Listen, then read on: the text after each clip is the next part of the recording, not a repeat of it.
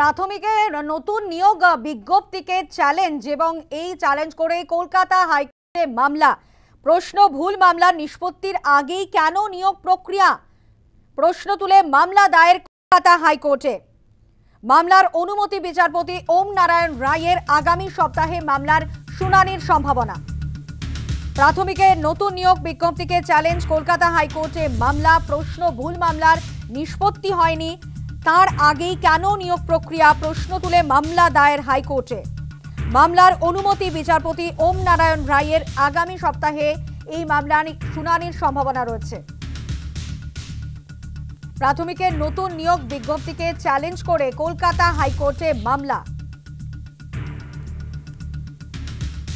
আমরা কথা বলবো, আমাদের সঙ্গে টেলিফোন লাইনে রয়েছেন আমাদের প্রতিনিধি প্রিয়াঙ্কা ভৌমিক। প্রিয়াঙ্কা, প্রাথমিকের নতুন নিয়োগ বিজ্ঞপ্তিকে চ্যালেঞ্জ করে কলকাতা হাইকোর্টে মামলা এবং প্রশ্ন, ভুল মামলার নিষ্পত্তির আগেই কেন নিয়োগ প্রক্রিয়া, এ নিয়ে প্রশ্ন তোলা হলো।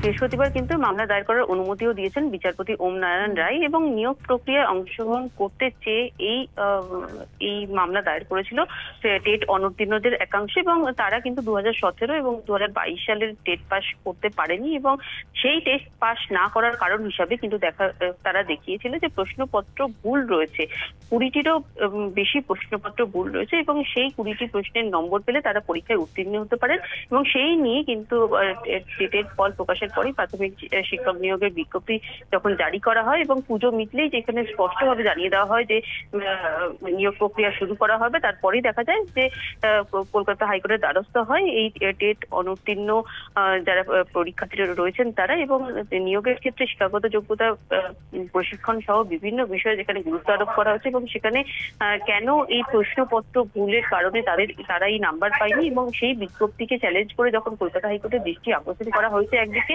সেখানে কেন প্রশ্ন ভুল মামলা নিষ্পত্তি হওয়ার আগেই নিয়োগ প্রক্রিয়া শুরু হবে এই নিয়ে কিন্তু প্রশ্ন তোলা হয়েছে এবং ইতিমধ্যেই তোমাকে যেরকমটা জানাচ্ছিলাম মামলা দায়ের করার অনুমতি দিয়েছে বিচারপতি ওম নারায়ণ রায় এবং আগামী সপ্তাহে এই মামলার কিন্তু পরবর্তী শুনানির সম্ভাবনা রয়েছে। ধন্যবাদ প্রিয়াঙ্কা।